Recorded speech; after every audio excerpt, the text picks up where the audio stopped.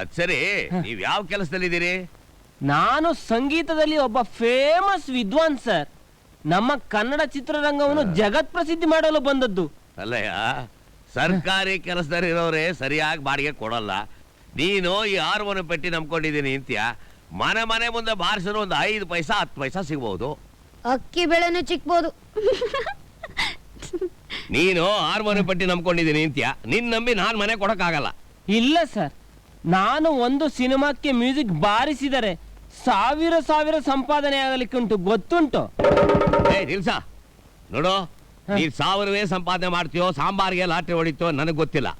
ತಿಂಗಳಿಗೆ 200 ರೂಪಾಯಿ ಬಾಡಿಗೆ ಕೊಡಬೇಕು. 1000 ರೂಪಾಯಿ ಅಡ್ವಾನ್ಸ್ ಈಗಲೇ ಕೊಡಬೇಕು. ಕೊಡ್ತೀಯಾ?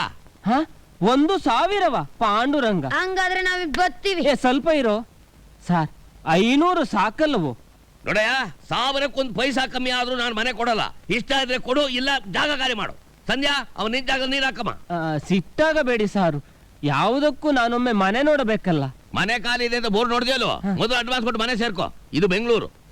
ಏನ್ರಿ, ಇನ್ನು ತಿಂಡಿನ ಕೊಟ್ಟಿಲ್ಲ, ಆಗ್ಲೇ ಬಿಲ್ ಕೊಡ್ತೀರಲ್ರಿ? ಇದು ಭಯಂಕರ ಅನ್ಯಾಯ ಸರ್. ನೋಡು, ನ್ಯಾಯ ಅನ್ಯಾಯ ನನಗೆ ಹೇಳ್ಬೇಡ. ಕೇಳಿದಷ್ಟು ಹಣ ಕೊಡು, ಇಲ್ಲ ಜಾಗ ಬಿಡು. ಸ್ವಲ್ಪ ಇರಿ ಸರ್, ಹಿಡಿದುಕೋಗಿ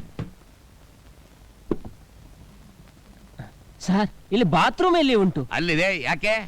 1 ನಿಮಿಷ, ಅರ್ಜೆಂಟ್ ಬಂದು ಬಿಡುತ್ತೇನೆ. ನಿಂತ್ಕೊಳ್ಳ. ಅಡ್ವಾನ್ಸ್ ಕೊಡದೆ ಹೆಂಗೆ ಬಾತ್ರೂಮ್ ಹೋಗ್ತಾ? ಅದನ್ನು ತರಲಿಕ್ಕೆ ಹೋಗುತ್ತಿರುವುದು ಸರ್. ಏನಿದು?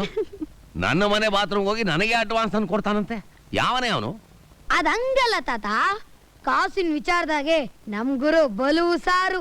ಬೆಂಗಳೂರಿನಾಗ ಪಿಕ್ ಪಾಕೆಟ್ ಜಾಸ್ತಿ ಅಂತ ಅವ್ರಮ್ಮ ಹೇಳಿದಕ್ಕೆ ಕಾಸನ್ನೆಲ್ಲ ಗಂಟ್ ಕಟ್ಕೊಂಡು ಉರ್ದಾರದಲ್ಲಿ ಇಟ್ಕೊಂಡವ್ರೆ. ಸಖತ್ ಬುಕ್ಕಲ್ ನನ್ ಮಗ ಸರ್. ಒಂದ್ ಜಮಾನ್ದಾಗೆ ನಾನು 1000 ರೂಪಾಯಿ ನೋಟನ್ನ ಇಂಜಿನ್ ದೇಬ್ನಾಗ ಇಟ್ಕೊಂಡು KSRTC ಬಸ್ಸಲ್ಲಿ ಹೋಯ್ತಿದ್ದೆ. ಈ ಡಬ್ಬಿ ಛತ್ರಿ ನೋಡಿದ್ರೆ ಗೊತ್ತಾಗತ್ತೆ ನೀವು ಓಡಾಡಿರ್ತೀಯ. ಬಂದ್ರು ಸರ್.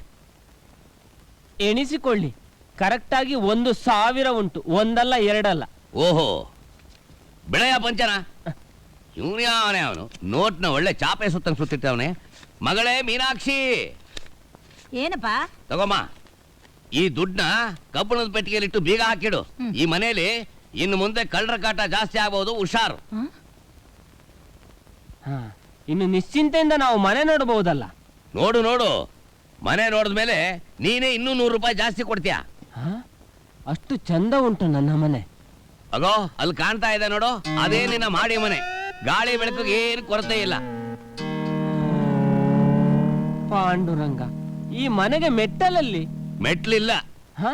ಮೆಟ್ಟಲಿಲ್ಲವೋ? ನಾವೇನು ಹಾರಿಕೊಂಡು ಮೇಲೆ ಹೋಗುವುದು? ನೀನು ಹಾರೋದು ಬೇಡ, ಬೀಳೋದು ಬೇಡ. ಸಂಧ್ಯಾ, ಆ ಮೊಬೈಲ್ ಮೆಟ್ಲು ಹಾಕಮ್ಮ. ಸರಿ. ಮೆಟ್ಟಲುಗಳನ್ನು ತರುವುದಾ?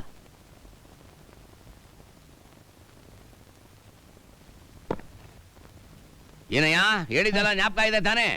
10 ಗಂಟೆ ಮೇಲೆ ಈ ಮನೆ ಒಳಗೆ ಬರ್ಕೊಡುದು. ಗೇಟ್ ಹಾರಿ ಬರೋಕೆ ಏನಾರು ಪ್ರಯತ್ನ ಮಾಡದೆ ಕಾಲು ಮುರಿದು ಹಾಕ್ಬಿಡ್ತೀನಿ. ಇಲ್ಲ ಇಲ್ಲ ಇಲ್ಲ, ವಯಸ್ಸು ಹುಡುಗಿರೋ ಮನೆ ಇದು. ಬಾಲಾಗಲ ಏನಾರು ಬಿಚ್ಚದೆ ಈ ಡಬ್ಬಕ್ಕಾಗಿರೋ ಚರ್ಮ ಹಾಕಿದ್ದೀನಿ, ಮೈ ಚರ್ಮ ಹಾಕ್ಬಿಟ್ಟು.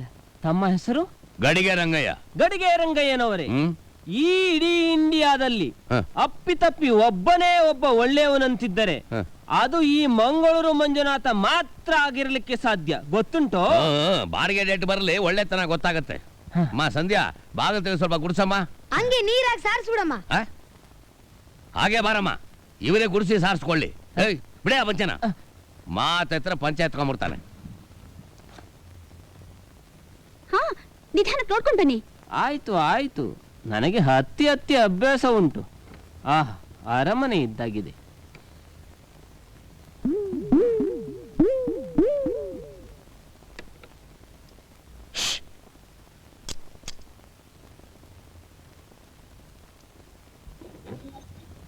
ಬೆಂಗಳೂರಲ್ಲಿ ಹೇರ್ ಪಿನ್ನೆ ಬೀಗದ ಕೈಯೋ? ನೀವು ಬೇಕಾದ್ರೆ ಬೇರೆ ಬೀಗ ತಗೊಳ್ಳಿ. ಯಾರು ಇವ್ರಾ?